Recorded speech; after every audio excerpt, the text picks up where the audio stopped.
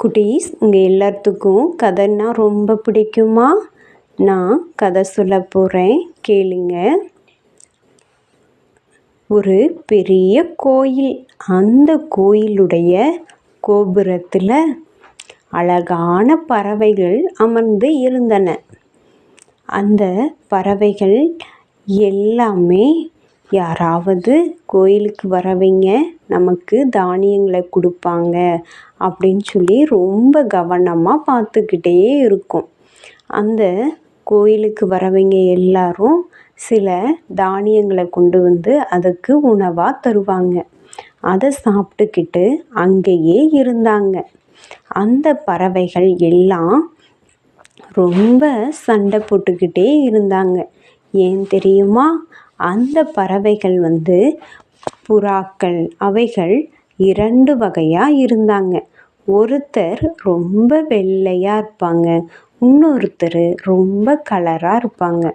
இப்படி 2 பேரும் இருந்தாங்க. ஓகேவா குட்டீஸ், கேட்குறீங்களா? இவங்க 2 பேருமே சண்டை போடுவாங்க. நீங்கள் ஸ்கூல்லலாம் சண்டை போடுவீங்கல்ல, அந்த மாதிரி அவங்களும் அவங்க ஃப்ரெண்ட்ஸ் கூட என்ன பண்ணுவாங்க, அடிக்கடி ரொம்ப சண்டை போடுவாங்க. ரொம்ப நேரம் சண்டை போடுவாங்க. ஏன் தெரியுமா? அவங்களுக்கு ஒருத்தர் சொல்லுவாங்க, நீ ரொம்ப ஒயிட்டாக இருக்க, அதனால் உன்னை யாருமே லைக் பண்ண மாட்டாங்க அப்படின்னு சொல்லி சொல்லுவாங்க. அதே இன்னொருத்தர் சொல்லுவாங்க, இல்லை நான் தான் ரொம்ப கலராக இருக்கேன், அதனால் என்னை மட்டும்தான் லைக் பண்ணுவாங்க, எல்லாத்துக்கும் என்னை மட்டும்தான் ரொம்ப பிடிக்கும் அப்படின்னு சொல்லி சொல்லுவாங்க. அதுக்கு இன்னொருத்தர் சொல்லுவாங்க, இல்லை நான் தான் கலரு, நான் தான் வெள்ளையாக இருக்கேன், அதனால் என்னை மட்டும்தான் இந்த கோயிலுக்கு வரவங்களுக்கு ரொம்ப பிடிக்கும் அப்படின்னு சொல்லி எல்லாருமே சொல்லுவாங்க. இப்படியா 2 பேருமே சண்டை போட்டுக்கிட்டே இருந்தாங்க கோயிலுக்குள்ள. ஒரு நாள் அந்த கோயிலை இடித்து போட்டுட்டாங்க. அப்போ இடிச்சிட்டு நம்ம வேறு ஆல்ட்ரேஷன் பண்ணி இன்னும் பெருசாக கட்டலாம் அப்படின்னு சொல்லி பிளான் பண்ணி இடிச்சிட்டாங்க.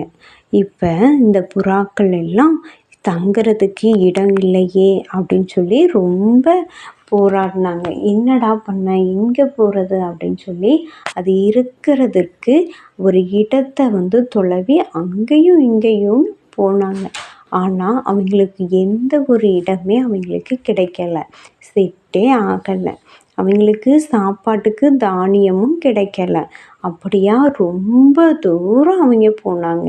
அப்போ ஒரு இடத்துல ஒரு விவசாயி தன்னுடைய தோட்டத்தில் விதைகளை விதைப்பதற்காக விதைகளை வெயிலில் காய வச்சுருந்தார். அப்போ தான் காய வச்சுக்கிட்டே இருந்தார். விதைகளை காய வச்சுட்டு சரி நம்ம கொஞ்ச நேரம் கழித்து எடுத்து வைக்கலான்னு திரும்பி போனார். அப்போ போயிட்டு அங்கேருந்து திரும்பி பார்க்கும்போது விதையே இல்லை. என்னடா, இப்போ தானே நம்ம காய வச்சோம், ஆனால் ஒரு விதை கூட இல்லையே, எல்லாத்தையும் இவ்வளோ க்ளீனாக எப்படி சாப்பிட்ருப்பாங்க, யார் சாப்பிட்ருப்பாங்க அப்படின்னு சொல்லி அந்த விவசாயிக்கு ரொம்ப ஆச்சரியம், ஆனால் ரொம்ப வருத்தமாகவும் கூட இருந்தார். ஏன் தெரியுமா? அவர் விதைக்காக வச்சுருந்த விதையை இப்படி யாரோ சாப்பிட்டு போயிட்டாங்களே அப்படின்னு சொல்லி ரொம்ப மனசு உடைஞ்சி இருந்தார். அப்போ அடுத்த நாளும் சரி நம்ம இன்றைக்கும் கொஞ்சம் விதைகளை விதைச்சி வைக்கலாம் அப்படின்னு சொல்லி விதைகளை காய வைக்கலாம் அப்படின்னு சொல்லி அவர் மறுபடியும் காய வச்சார். இன்றைக்கி நம்ம எங்கேயும் போகக்கூடாது, நம்ம ஒளிஞ்சு இருந்து நம்ம பார்க்கலாம் அப்படின்னு சொல்லி ஒரு இடத்துல, மறைவான இடத்துல போய் ஒளிஞ்சிக்கிட்டார். காய வச்ச உடனேயும் அப்போ தான் தெரியுது அங்கே வந்தது யார், இந்த தானியங்களை சாப்பிட்டது யாருன்னு. புறாக்கள். அவங்க 2 பேருமே அந்த தானியங்கள் எல்லாவற்றையும் சாப்பிட்டு முடிச்சிட்டாங்க. சாப்பிட்டு பறந்து போயிட்டாங்க. இப்போ அந்த விவசாயிக்கு நல்லா தெரிஞ்சு போச்சு, தானியத்தை காய வச்ச உடனேயும் சாப்பிட்றது யாருன்னு, புறாக்கள் அப்படின்னு சொல்லி தெரிஞ்சு போச்சு. இப்போ அந்த விவசாயி சரி இதுக்கு நம்ம ஏதாவது ஒரு வழி பண்ணணுமே அப்படின்னு சொல்லி யோசிக்கிறாரு. என்ன பண்ணலாம், நம்ம இந்த புறாக்களை வரவிடாமல் பண்ணணும், நம்ம அதுக்கு என்ன யோசனை பண்ணலாம் அப்படின்னு சொல்லி ரொம்ப யோசனை பண்ணுறாரு. அப்போ தான் அவருக்கு ஒரு ஐடியா தோணுது. சரி, நம்ம வலையை பின்னலாம் அப்படின்னு சொல்லி யோசனை தோணுது. உடனே அவர் வலைகளை அழகாக பின்னி அந்த வலைகளை விரிச்சு விட்டு அதுக்கு மேலே தானியத்தையும் வச்சுட்டு மறைஞ்சு நின்று அடுத்த நாள் பார்த்துக்கிட்டே இருக்காரு அந்த விவசாயி. என்னடா, இன்னைக்கு நம்ம விரிச்சிருக்கோம், இன்னைக்கு கண்டிப்பாக எல்லா பறவைகளும் நம்மளுடைய அந்த கூட்டுக்குள்ளே அந்த வலைக்குள்ளே சிக்கிறோம் அப்படின்னு சொல்லி ஒரு அந்த மரத்து சந்தில் நின்று பார்த்துக்கிட்டே இருந்தார். அதே போல் இந்த பறவைகளும் கரெக்டாக அங்கே வந்துச்சு. எல்லா தானியத்தையும் சாப்பிட்ருச்சு. சாப்பிட்டு பறக்க எல்லாரும் ஒட்டுக்கா ஒரே நேரத்தில் பறந்தாங்க.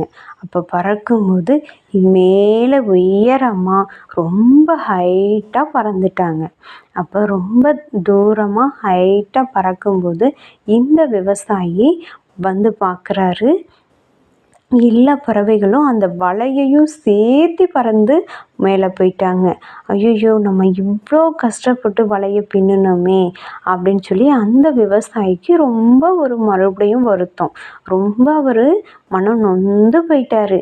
என்னடா, நம்ம தானியங்கள் போனால் கூட கடையில் வாங்கிக்கலாம், ஆனால் நம்ம இவ்வளோ கஷ்டப்பட்டு உருவாக்குன இந்த வலை என்ன பண்ணிருச்சு, இந்த பறவைகள் எல்லாம் சேர்ந்து தூக்கிட்டு போயிட்டாங்களே, அப்போ நம்ம என்ன பண்ணுறது அப்படின்னு சொல்லி அந்த பறவைகள் போகிறதுக்கு பின்னாடியே இவரும் பின்னாடியே ஓடுறாரு.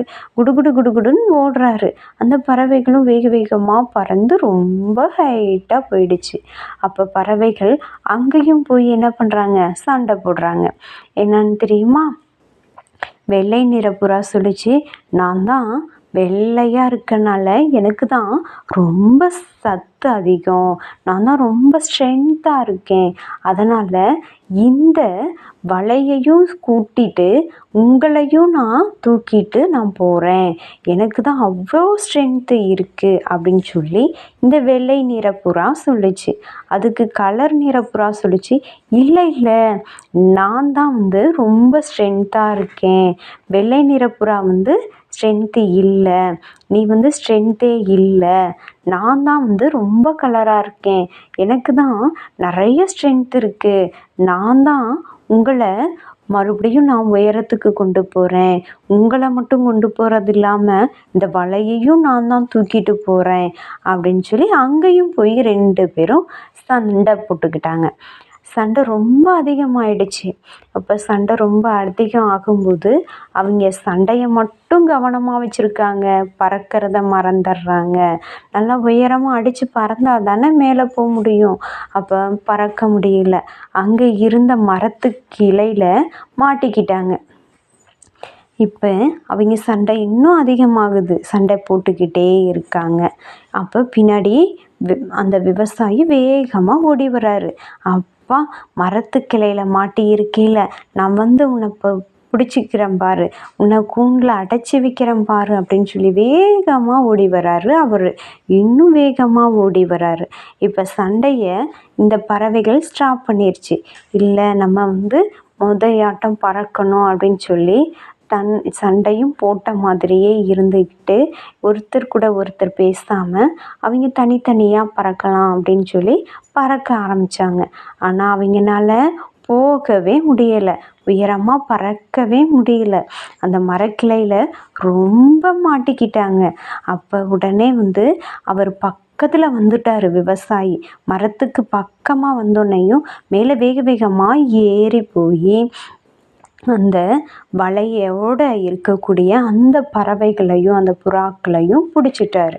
பிடிச்சி கீழே இறக்கி கொண்டு அவங்க ஒரு கூண்டு ரெடி பண்ணி அதுக்குள்ளே அடைச்சி வச்சிட்டாங்க. இப்போ விவசாயிக்கு ரொம்ப சந்தோஷம். நீ என்னோடய தானியத்தை எல்லாம் சாப்பிட்டே, உன்னை நான் பிடிச்சிட்டேன் அப்படின்னு சொல்லி ரொம்ப சந்தோஷம். ஆனால் இந்த பறவைகளுக்கு ரொம்ப ஃபீல் பண்ணாங்க கூண்டுக்குள்ளே இருந்துட்டு. நம்ம எப்பயுமே சண்டை போட்டுக்கிட்டே இருந்தனால இப்போ நம்ம இப்படி மாட்டிக்கிட்டோம்.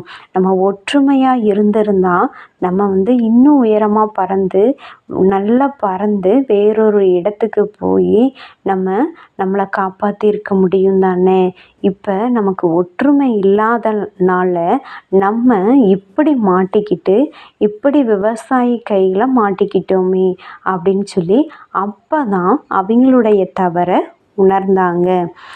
எப்பயுமே நம்ம இந்த கதையில் என்ன தெரிஞ்சுக்கிறோம் அப்படின்னா, கூடி வாழ்ந்தால் கோடி நன்மை அப்படிங்கிறது இங்கே தெரிஞ்சுக்கிட்டோம். இந்த கதை உங்களுக்கு பிடிச்சிருந்தா எனக்கு லைக் பண்ணுங்கள்.